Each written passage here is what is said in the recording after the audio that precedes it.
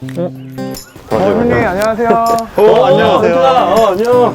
인친구. 안녕하세요. 인친구. 강아지랑 같이 있어요. 뭐야? 강아지랑. 강아지. 멍멍이? 맞아요. 멍멍이. 이름이 진짜 멍멍이에요. 안녕. 이름이 멍멍이야? 진짜 이름이 멍멍이야. 귀엽다. 엄청 크네? 엄청 크죠? 힘 진짜 세. 멍멍아. 사람을 좋아하는 것 같아요. 아이고. 짖지도 않아 얘는. 오늘 날로 먹었다며? 오늘 날로 먹은 날이지. 오늘 좋은 것만 드려요 이거예요. 이거 풀필이야? 저는 이런 거 좋아해요. 그래요? 좋아하세요? 다행이다. 시리얼이라서 너무 감사해. 진짜 별거 없어. 저는 이런 거 좋아해요. 휘핑크림도 있어. 휘핑크림 있지? 신부님 기억하는지 모르겠지만 옛날에 보면은 앞으로 미래가 되면은 밥 대신 알약 하나 먹게 될 거다 뭐 그런 거 그런 있잖아요. 얘기 많았었지. 맞아. 기대했었는데. 저도 기대했는데요. 그런 날 오지 않을 것 같아요. 우유를. 근데 우유. 먹는 즐거움이 네, 있네. 먹는 즐거움이 너무 역시 커요. 먹는 즐거움. 그나저나 이거 너무 날로 먹는 거 아니야? 준비한 사람이 기도를 해주세요. 네, 준비한 건 없지만은 부끄럽지만 기도하겠습니다. 자, 날로 기도하세요. 네, 나로 기도하겠습니다. 성부와 성자 성령의 이름으로 아멘. 주님, 오늘의 내려주신 이 음식과 저희 모두에게 강복하소서. 우리 주 그리스도를 통하여 비나이다. 아멘. 성부와 성자 성령의 이름으로 아멘. 맛있게 드세요. 먹겠습니다. 잘 먹겠습니다. 먹겠습니다. 참, 저 갑자기 생각이 났는데 우리는 그 구독, 좋아요 해주세요 그거 안 해도 돼요? 나 인터뷰할 때 그랬어요. 네. 구독과 좋아요 그거 안 하셔도 돼요. 쿨하시네요. 알아들을 귀가 있는 사람 알아듣겠죠. 그렇죠. 여기 휘핑크림도 있는데. 휘핑크림 해서 드셔보세요. 어떻게 하는 건지 한번 힘을 보여줘. 해줘. 네. 상태가. 저거는 이렇게 빵 하나 해서 네. 빵에다가 빵에다가 그냥 내 입에다가 해도 되는데 이거 왜 이러냐. 빵에다가 이렇게 해서 샥 뿌리면 먹는 거예요 이렇게 한 입에. 있어 보이는데. 줘봐. 어디로 누르는 거야? 네, 거기 누르시면 돼요. 저, 세우시면 돼요 지금 위로. 이렇게? 네네. 와, 처음 해본다. 야, 이거 신세계네. 이거 저도 한 좋아요. 번도 안 해봤어요. 살찌는데 아주 도움이 많이 되죠. 식사하시면서 부탁하시면 바로 질문이에요?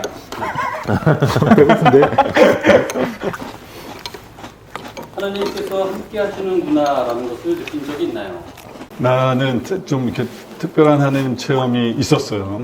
나한테는 이제 이스라엘 사람들의 출애굽 경험 같은 느낌이에요. 완전히 그 체험 때문에 지금까지 하느님을 믿고 하느님을 절대로 내가 무슨 잘못을 하든지 간에 하느님께서 계시거나 하느님께서 역사하신다는 것을 나는 거부하지 않겠다라고 결심을 했고 아직까지 그건 흔들리지 않았는데 네, 어떤 일이 있었냐면 이제 신학교 들어가기 전부터 난 삶에 대해서 늘 진지했어. 네.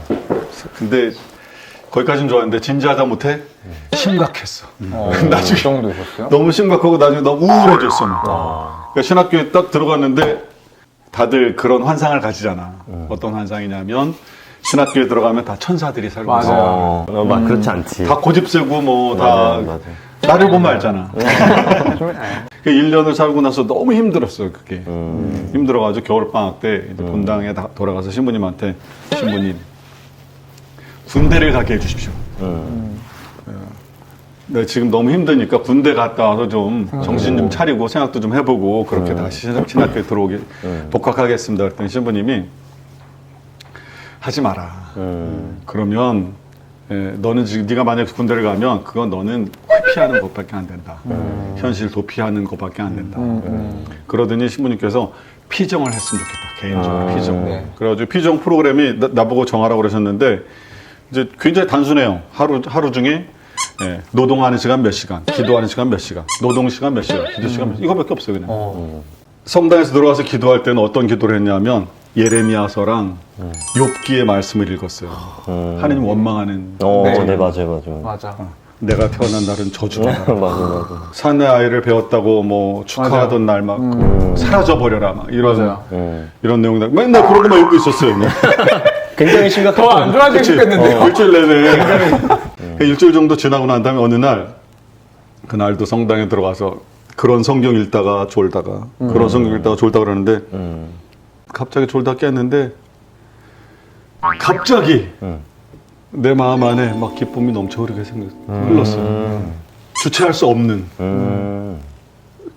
그러면서 하느님께서 내 마음을 건드려 주셨구나 라는 걸 알게 됐고, 그때 내가 할 수 있는 동작이 뭐가 있을까? 내가 하느님께 감사하다거나 아니면은 내가 이때까지 하느님 원망하고 했던 것에 대해서 죄송하다거나 할 수 있는 동작이 뭐가 있을까? 그냥 제대 앞에 가서 엎드리는 뭐 너무 자연스럽게 나오더라고 그게. 그 이후로는 정말 하느님께서 존재하시는 거나 이런 것에 대해서 한 번도 의심한 적이 없었고, 그리고 그 체험으로 오랫동안 지금까지도 살고 있는 거고, 그리고 그때 한동안 그 체험 있고 나서 한동안 그 생각만 하면 막 가슴이 뜨거워지는 거예요. 근데 이제 내가 이런 얘기를 하면 혹시나 나도 그런 경험이 있었으면 좋겠다 이렇게 말하는 분이 계신데, 이거 자체가, 그런 체험 자체가 신앙은 아닌 거야, 분명히. 그거는 그냥 어떻게 보면 덤으로 주어지는 거지. 신앙은 하루하루 열심히 살고 열심히 기도하고 양심대로 실천하고 하는 게 쌓여서 신앙의 덕이 되는 거지. 그래서 혹시 이 얘기를 듣고 나도 그랬으면 좋겠다, 그렇게 부러워하지 않았으면 좋겠다. 그리고 어느 정도 지나고 나니까 나는 이제 그 이후에도 나도 개인적으로도 이런 게 정말 하는 체험이니까 이게 계속됐으면 좋겠다라고 했는데, 어느 정도 지나니까 이제 가슴이 뜨거워지거나 이런 건 없어지더라고. 근데 이런 거 있었네. 한 10년 정도 지나니까 밤마다 눈물이 나고 막 가슴이 뜨거워지고 그러는 거야. 왜 그런 줄 알아? 안구 건조증인데. 그래서 가슴이 뜨거워지는 거는 왜 가슴이 뜨거워졌죠? 가슴이 뜨거워지고 보일러가. 역류성 식도염. 누구나 다 그 하느님 체험이 있지 않을까요? 한 번쯤은 적어도. 만약 없다 할지라도 뭐 걱정할 필요는 없는 것 같고, 하느님 체험이 뭐가 있냐요 물어볼 때, 사실 저는 하느님과 매일 얘기합니다. 뭐 이런 식으로 말씀드리고 싶어요. 왜냐면 예수님 앞에 내가 가진 어떤 문제들을 갖다 놓고 함께 이렇게 고민해 주시는 게 좀 도움이 된다고 생각하는데, 저도 맨날 주일 미사 마지막으로 마친 그 마지막 미사를 제가 하고 난 다음에는 정말 하느님 이번 주도 잘 보내게 해주셨네요, 감사합니다, 이 마음이 들더라고요. 그 여러 가지 미사 준비나 강론 때 굉장히 부담되고 저는 힘들거든요. 하고 나서 해치웠다. 나 이제 끝났다. 저 같은 경우는 학부 때에도 사실 열심히 살아야 돼, 잘해야 돼, 이런 마음은 있긴 있었는데, 대학원생이 됐을 때는 그 마음이 훨씬 커지는 거예요. 커지면서 내가 더 잘 살아야 되는데, 나 정말 하느님 안에서 열심히 하고 충실하게 살아야 되는데, 근데 그런 마음은 드는데, 반대로 스스로를 보면은 정말 부족한 거예요. 이러면은 그냥 신학교를 그만두는 게 낫지 않을까. 오히려 이런 상태로 신부가 되겠다고 하는 거는 올바르지 않은 거야. 오히려 너무 비겁하게 느껴지는 거야. 그런 상태에서 이제 한 달 필형에 들어갔는데, 첫 주간에 그 마음이 너무 커지면서 너무 힘든 거예요. 그래서 이제 지도신부님께 매일 면담하면서 고해성사 보고 그러면서 그 얘기를 계속 했죠. 그랬더니 신부님께서 처음에 한 3일 정도는 정말 가볍게 그런 마음이 들 수도 있어, 그럴 수도 있지 뭐, 그런 식으로 하시다가 제가 일주일 내내 그 얘기만 하니까요, 딱 좀 차분하고 진지하게 정색하시면서 뭐라고 물어보시냐면은, 너 그런 마음이 들어서 기쁘니? 이렇게 물어보시는 거예요. 기쁠 리가 있겠어요? 아니, 그런 마음이 드는데 기쁠 리가 있겠어요? 그래서 아니요, 저는 우울한데요. 너무나 이렇게 속상하고 슬프고 우울한데요. 그랬더니 신부님께서 아주 단호하게 막으시야 그러는 거예요.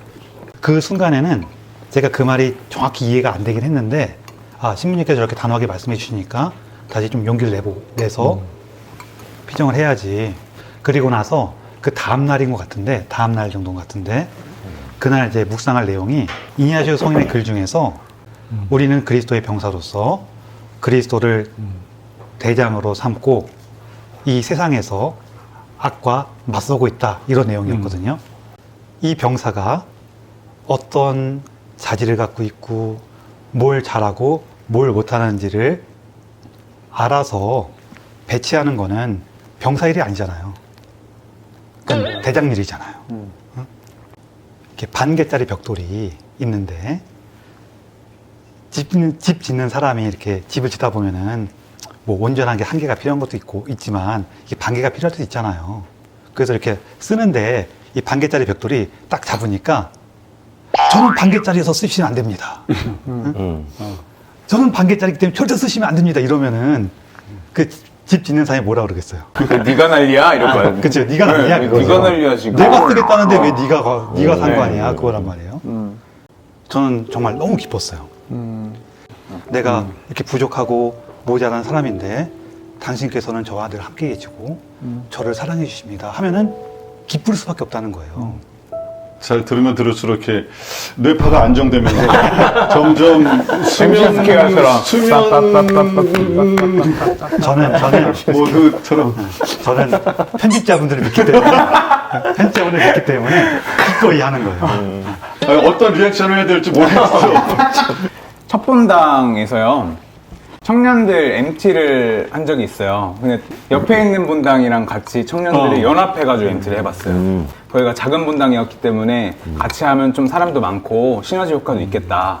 그리고 좀 청년들이 우리 성당 애들보다 다른 성당 애들도 같이 보는 거 좋아하잖아요, 사실. 기대감이 더. 누가 있을까? 어떤 아이가 있을까? 그래서 한번 계획을 해봤는데 장소도 괜찮은 장소로 정하고 펜션도 다 예약하고 준비가 다 끝나고 이제 그 당일이 되었죠. MT를 가게 되는 당일이 되었는데 갑자기 청년 회장한테 전화가 온 거예요. 청년님 큰일이 났는데요. 네. 사고가 났겠다. 짐을 챙기고 있는데 토치가 필요해서 저희가 가려고 했던 펜션에다 전화를 했대요. 그러니까 거기에 토치가 혹시 있나요? 있으면 저희가 좀 쓰려고 해서 전화를 했는데 거기에서 들려오는 응답이 오늘 예약자가 없는데요? 이랬다는 거예요. 이거 어떻게 하죠? 큰일 났다. 떠나는 날에. 지금 청년들은 다 왔고 밑에서 프로그램을 하고 있고 좀 이따 미사는 하고 그리고 좀 이따가 이제 떠나야 되는데 그 목적지로 지금 완전 갈 곳이 없는 거죠. 누가 목적지가 없는 거지. 펜션이. 실수했네. 야, 이거 어떻게 하지? 이렇게 하면 안 될까? 버스 이렇게 뺑뺑 도중. 빵 돌다가 그러다가 그냥 다시 본당으로 돌아와요? 아니지. 오후에 가면 되지. 그게 안 됐나 봐요. 그래서 자 하면서 막 이렇게 저렇게 하면서 펜션을 그 주변에 어떤 걸 하나 골랐나 봐요. 그래도 다행히. 근데 어떤 곳인지 아예 보지도 못했죠. 보통은 답사를 하지만 이건 답사도 못한 거고. 버스에 가면서도 여러 가지 생각이 드는 거죠. 지금 말할까? 도착을 했어요. 간부진들이 제일 먼저 내려서 확인을 하러 가더라고요. 어떻게 해요? 뛰어가지. 왔는데 표정이 예약이 비어있는 데는 이유가 있었던 거예요. 그렇죠. 이유가 있었던 거죠. 수영장이 딸려있는 걸로 일부러 했는데 갔는데 어떤 수영장이냐면 어린이 수영장이었어요. 이건 이제 말해야 된다. 말해야 되겠지, 청년들한테, 이제. 얘기를 하자. 이제부터가 중요하다. 하느님한테 맡기고 이제 청년들 불러서 한번 얘기하자. 그래서 이제 그 캠프 맡았던 캠프장 청년 회장이 청년들 모아놓고 얘기를 했는데 이제 청년들이 정말 너무 고맙게도 어쩐지 하고 나서 어쩐지 왜 이런지 몰라 이래서 그랬던 거구나 하면서 안 좋았던 거 너무 알겠는 오히려 더 재밌게 잘 지내줬었어요. 그때 느꼈거든요. 하느님이 진짜 이 성공을 통해서 계시는 것도 당연히 계시지만은 그때는 제가 실패 속에서 느꼈던 그 하느님을 체험했던 것 같아요. 그 이후로 또 가끔 가다가 실패가 다가오면은 이 실패로도 하느님이 나한테 주시는 의미가 있겠구나 생각하려고 많이 노력을 했습니다. 하느님 체험을 할 수 있는 당신만의 방법은 무엇이 있나요? 안녕. 하느님을 체험하는 나만의 방법. 글쎄 방법이라고 하긴 뭐하지만 그렇게 했을 때 하느님께서 함께 계신다는 것이 강하게 느껴지는 때가 있는데 가난하고 고통받는 사람, 특별히 힘이 없는 사람들, 억울한 사람들, 그리고 아무도 그들의 말을 잘 들어주지 않는 사람들, 가끔 그런 사람들이 찾아와요.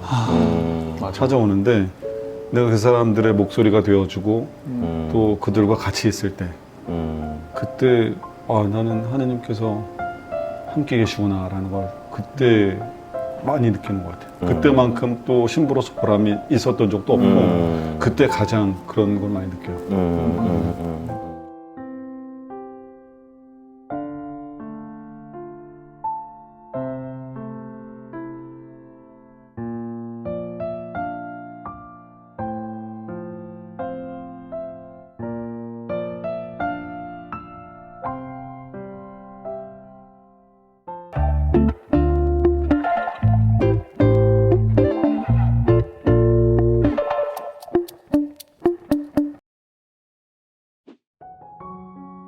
요한이 전한 거룩한 복음입니다. 유다인들의 파스카 축제가 가까워지자 예수님께서는 예루살렘에 올라가셨다. 그리고 성전에 소와 양과 비둘기를 파는 자들과 환전꾼들이 앉아있는 것을 보시고 끈으로 채찍을 만드시어 양과 소와 함께 그들을 모두 성전에서 쫓아내셨다. 또 환전상들의 돈을 쏟아버리시고 탁자들을 엎어버리셨다.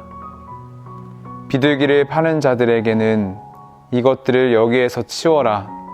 내 아버지의 집을 장사하는 집으로 만들지 마라 하고 이르셨다. 그러자 제자들은 당신 집에 대한 열정이 저를 집어삼킬 것입니다 라고 성경에 기록된 말씀이 생각났다. 그때 유다인들이 예수님께 당신이 이런 일을 해도 된다는 무슨 표징을 보여줄 수 있소? 하고 말하였다. 그러자 예수님께서 그들에게 대답하셨다. 이 성전을 허물어라. 그러면 내가 사흘 안에 다시 세우겠다. 유다인들이 말하였다. 이 성전을 46해나 걸려 지었는데 당신이 사흘 안에 다시 세우겠다는 말이요. 그러나 그분께서 성전이라고 하신 것은 당신 몸을 두고 하신 말씀이었다. 예수님께서 죽은 이들 가운데에서 되살아나신 뒤에야 제자들은 예수님께서 이 말씀을 하신 것을 기억하고 성경과 그분께서 이르신 말씀을 믿게 되었다. 파스카 축제 때에 예수님께서 예루살렘에 계시는 동안 많은 사람이 그분께서 일으키신 표징들을 보고 그분의 이름을 믿었다. 그러나 예수님께서는 그들을 신뢰하지 않으셨다. 그분께서 모든 사람을 다 알고 계셨기 때문이다.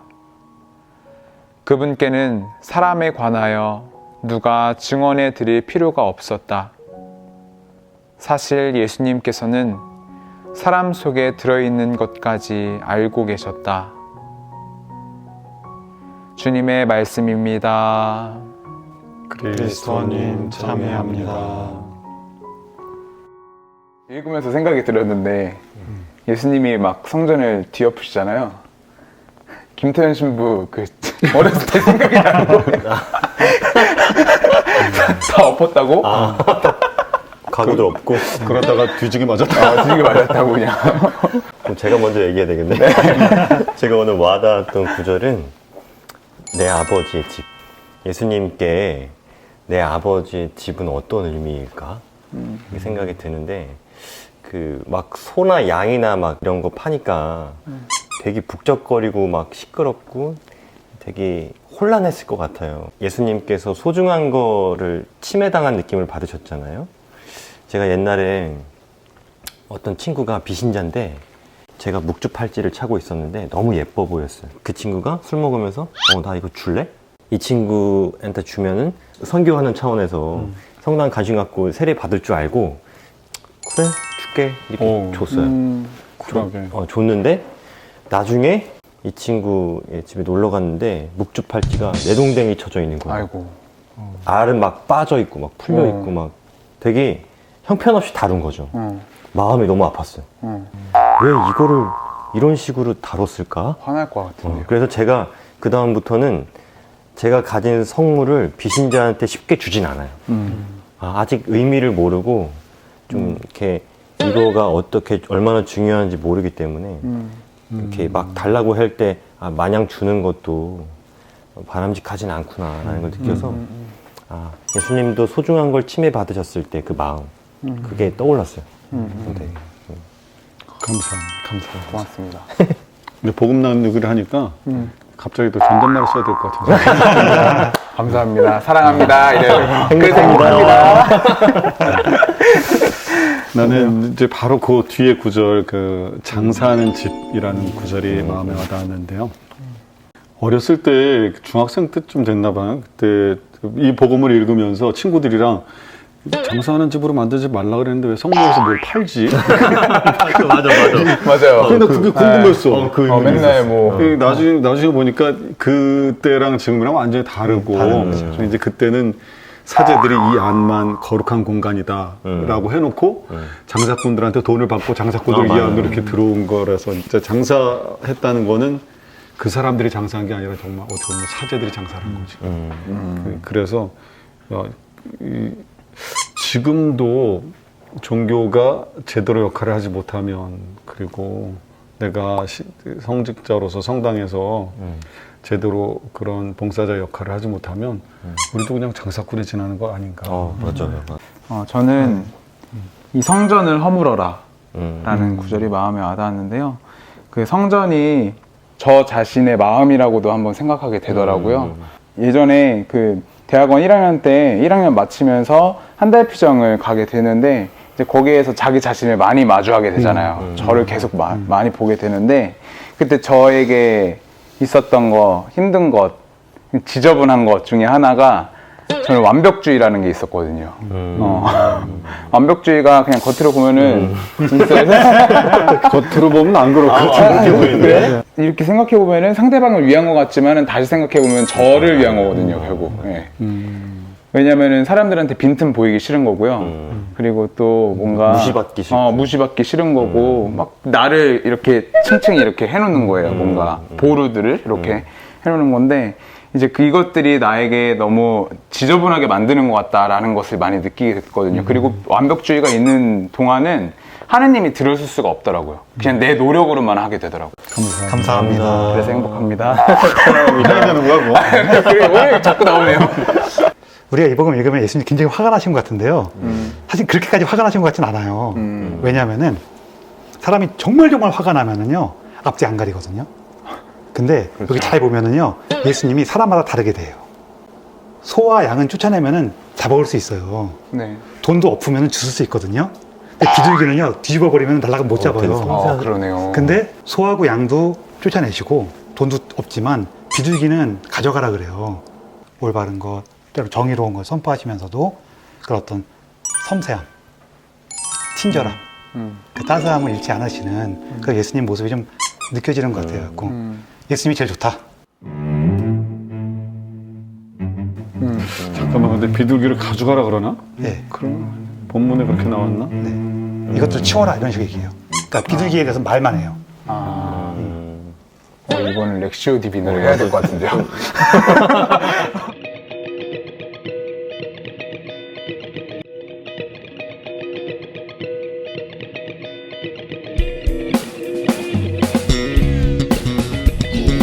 인생이 아름답다고 느끼는 술 마실 때.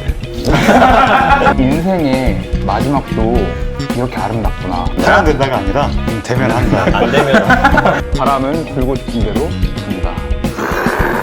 이사하시면 설레. 복음 얘기하는 거 너무 싫어요. 신날 것 같아. 많이 신날 것 같아.